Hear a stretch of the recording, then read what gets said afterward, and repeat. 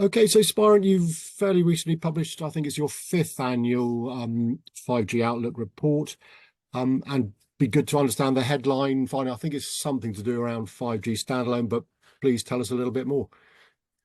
Yeah, no, absolutely. As you said, this is our fifth year of doing it, and the reason we were doing the reports, but was very much around, the beauty of being a test company is that we get a lot of insight and visibility of what's coming next. Obviously, that's why most customers are asking to test things, and I think the big takeaway from last year, we had over 500 engagements globally across 150 unique customers, and the move to 5G standalone is certainly something foremost in mind by a large percentage of the service providers we're working with. And a big reason for that there is that, up until this stage, most 5G, which is commercially deployed globally, it's really this early first wave. I would nearly call it the teaser of 5G. It's really just a very basic set of capabilities connected still to our 4G LTE networks.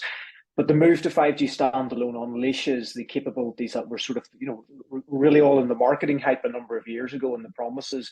And it's really where operators are going to see the commercial value from 5G.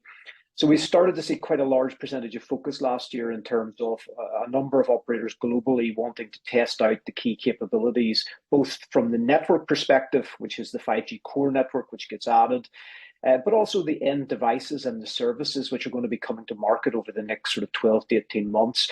New ways of doing immersive voice, new ways of delivering video, how they're going to enable private networks into the industrial sector. So pretty exciting number of months ahead of us, I reckon, and that there's sort of gradual upgrade to really the true version of 5G that was promised sort of 4 or 5 years ago.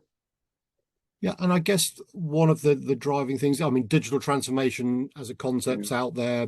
People have got various program strategies to get there, and presumably standalone 5G is a fairly important pillar of that strategy for a lot of people. Is that fair to say? I, I think so. I think there's sort of two dimensions to it. There's one, obviously, the faster they move to standalone and bring in the true version of 5G, they can start bringing forward their strategies in terms of sunsetting some of their legacy technologies and capabilities. And that all plays into the transformation programs. They're looking at how they can gradually reduce costs, not having to manage a lot of legacy technical debt that's in their networks today. I think also the secondary side is just the movement to a more cloud native environment, which 5G standalone brings, actually allows them then to exploit both cloud capabilities and more automation. And both of those are pretty big pillars or drivers for a lot of the digital transformation strategies they have. This opportunity to move away from very costly, expensive hardware infrastructures into the cloud so they can scale on demand, and also then to bring as much automation into it as possible so that they can automate processes and environments. And I think that's become an interesting dynamic. It's not just the processes that they're looking to automate. They've realized this opportunity, the actual physical environments where a lot of the systems and the hard work exist today can also be automated. You can automate the way energy and power is managed in those facilities. You can automate how people can actually remotely access them. So there's lots of sort of movements, both that I think the move to 5G standalone is doing in terms of being part of digital transformation, but also then it's triggering new waves of transformation opportunities, and they're seeing at the moment. Okay, and this sort of increase in activity, clear, I think, as you mentioned up front, requires similar increase in testing activity, shall we say, of all these things. So, I mean, there's a long list. Perhaps you could say a little bit about each, or but we've got everything from devices and handsets, transport network. I think low Earth orbit networks are somewhere in there, and private 5G. So perhaps if you can unpick those different sort of requirements, if that's possible. Yeah, I mean, it is a diverse ecosystem, that builds up, the our networks, devices, the services. You're right, even in space now with non-terrestrial. I think the fundamental sort of key building block to start off with is really in the network itself. It's bringing in the new 5G core network. As I said, the radio side of it was added in the first waves of 5G. Now they're bringing in the core, which is really the brain and the heart of the networks. So there's a big focus around that, and that's introducing this whole cloud native principle. This concept that it could be cloud hosted, whether it's their own telco cloud or whether it's even with one of the big cloud hyperscaler providers. But obviously, the device ecosystem is critical as well, because a fundamental opportunity with 5G is to move the opportunity beyond just you and I, the consumer. So it's no longer just about smartphones. It's also about industrial types of devices that could be connected, and evolution of IoT as well. So you're starting to see quite a large wave of new types of devices being manufactured, new types of modems that will go into those devices to support large scale industrial deployments, enterprise deployments. And then, as you rightly said, a new paradigm which is coming in is this idea of could the industry utilize these new low Earth orbit satellites, these new mega constellations which are going up today. I mean, satellite historically has been used to some degree in telco. Maybe it's to reach some remote locations or backhauling, but with these larger constellations where you potentially have thousands of satellites in these lower orbits, which actually could deliver payloads such as mobile broadband at a reasonable throughput to you and I, the user, it opens up a huge new opportunity in terms of how you actually deploy networks and reach those unconnected rural environments. Now, to be fair, I would say most of the testing focus there at the moment is more around the art of the possible. What actually performance could these systems really deliver? How do you deal with the fact that they're moving so fast at such altitudes? And also all the regulatory topics that have to be looked at the moment. How will you deal with interference, both terrestrial? How will you deal with, as the satellites go across national boundaries and borders? So I think it's pretty cool what's going on at the moment in terms of the research and the testing around it, but I still think that's a few years away before you're really going to see sort of you and I getting satellite service for, say, mobile broadband to our phones just yet. Okay, and I mean, there's clearly an excitement about 5G, and I mean, standalone. We've talked a bit about. You might want to say a bit more about it, but also there's things like private 5G. I think open and virtual radio access networks. I know 5G advanced. Sorry to give you another list of things, but if you can perhaps again just give us a little bit more sort of flesh on the bones of each of those as to what why there is such excitement around some or all of these potential applications. Yeah, I mean the private 5G is certainly that I think that's exciting a lot of people in the industry at the moment. This opportunity to really, as a lot of our industries look to digitize as well, connectivity is a big part of that. Today, in many cases, it's been quite bespoke or best effort using lots of disparate technologies. The ability then to have a single wireless technology like 5G or combined maybe with Wi-Fi provides sort of a new way that our factory environments, large scale enterprises could operate, and the benefits and I suppose that not only just the agility, but the competitive advantage that could bring them is of huge interest. And there's a lot of capabilities in the 5G system are designed very specifically around how we're going to enable that in terms of the lower latencies that are required for many of the applications in those environments, how to make them as resilient or secure as possible to provide sort of the requirements that industry has. And that market is certainly starting to grow. Over the last, I think, 18 months, we've saw probably, over 1,000 private 5G networks globally take off. And the nice thing about it is it's not just large enterprises. We're starting to see sort of medium-sized businesses as well look to benefit from that capability. Now, what's interesting is that a key tenet of the sort of the private networks, but also our public networks, is what you mentioned, Open RAN, this Open RAN and Open Virtual RAN technologies. And this is very much driven by sort of two needs by the community. One is the radio suppliers that we have today.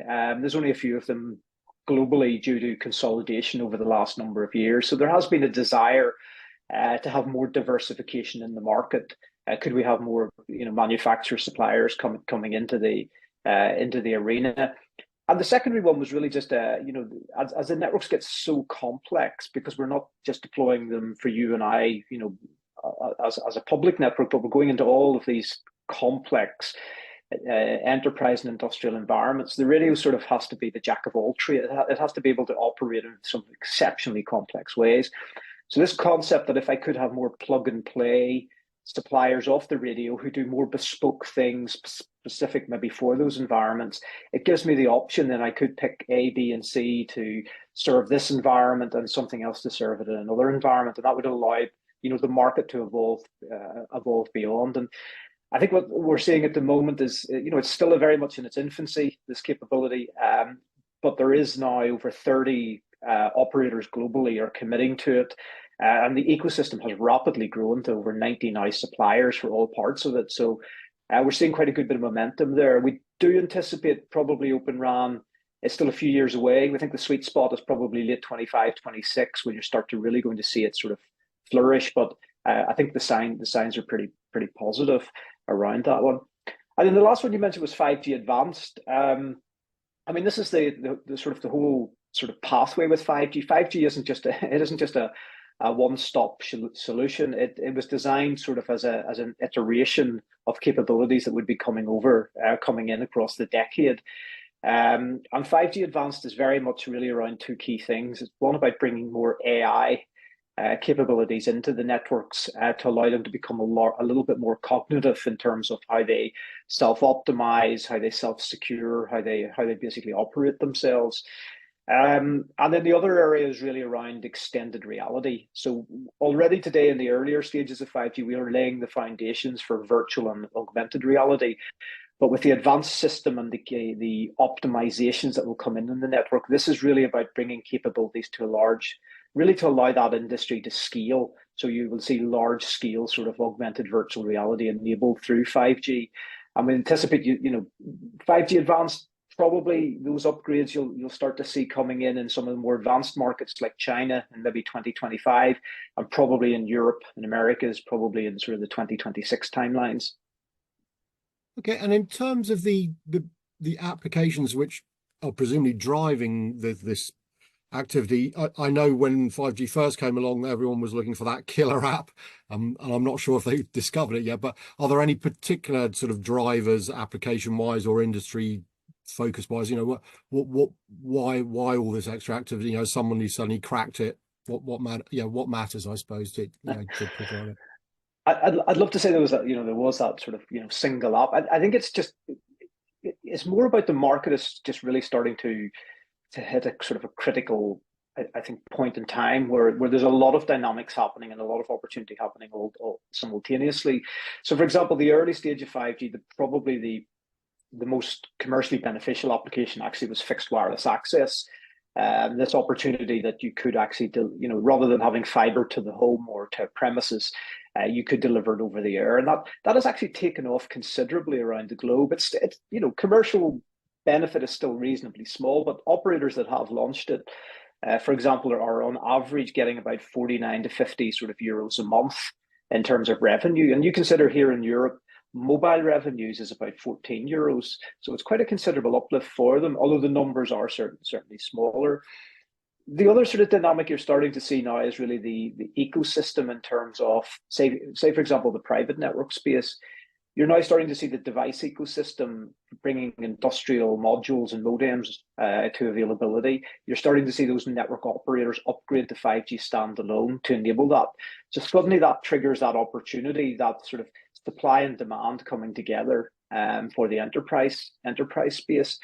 And you're also seeing a couple of interesting regulatory dynamics as well. So, we've been talking about for a long time, automotive could benefit from 5G for V2X. And up until this point, it's been a pretty slow progress, with the industry trying to understand when the market would be ready for it, regulators trying to make decisions in terms of what it really is.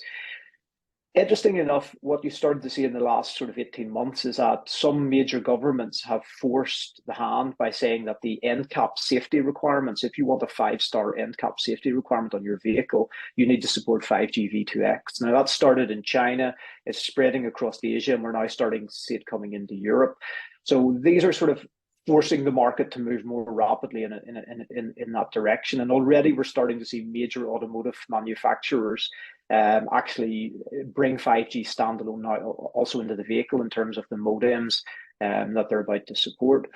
And the last one I think is really interesting is the gaming industry.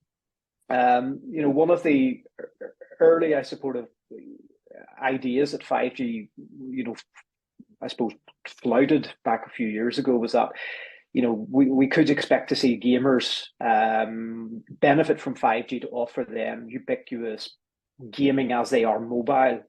And of course, this is exceptionally interesting to the gaming industry because the gaming industry is fundamentally driven by advertisements. And the longer that you and I or the person playing the game's eyeball stays on the game, the more opportunity to upsell them or advertisement and generate advertiser revenue. And of course, the challenge is most games today people play at home. And then you step outside and you don't tend to play the game unless you get into another area where you have got good connectivity. So providing that sort of connectivity that you could keep the person gaming is certainly massively valuable to them. And then I think the secondary thing is that up until now there hasn't been good enough 5G coverage for the gaming industry to sort of build games that would allow them to think, how are we going to keep the game playing mobile? Now what you're starting to see is the gaming industry is starting to develop games in mind that mobility is part of it. And I think that's the big change. Up until now, the games have very much still been focused on you're going to play it somewhere statically. Now we're starting to see big gaming houses and developers focusing that mobility is now a part of it because they are also now believing there's enough 5G coverage in mature markets to allow them to actually start to benefit from that. So we do expect probably in the next few years, you're going to see the gaming industry take off in a bigger way. And I think that is huge amounts of revenue potential there. Of course, the challenge for operators is how do they get their piece of the pie there? I think that's still a little bit unknown at the moment.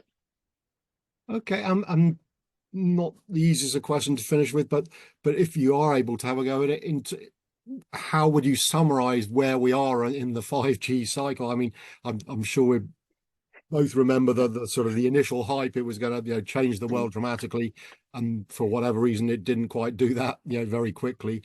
But now as the conversation has illustrated here, things are moving apace. Just what still is the potential, if you like, for 5G to make a big impact over the next few years? Yeah, I mean, honestly, I think we're just at the teenage years, to be honest. Although it is 5 years since it started, because it was an iterative process, we haven't really seen the key capabilities that were sort of hyped or promised a few years ago. So I would say it's at those teenage. I think the key requirement now is for more and more service providers to bring in 5G standalone as rapidly as possible. I mean, there is, today if I look at the market, there's about 300 operators globally who have deployed the initial 5G non-standalone, that early version, but there's only about 56 operators who have started to do the upgrades to standalone. So there's a long way to go for networks to move to that variant of it. And that's where a lot of the key capabilities are that unlock those opportunities. So I think that's, to me, is the key criteria over probably the next sort of 12 to 18 months. The more of those operators that upgrade, the more benefit you'll start to see in the market. And in fact, what's interesting is that those early adopters who have already moved forward and brought standalone in, they're already starting to reap some of the benefits. They're starting to see better cost efficiencies in how they operate and run their networks.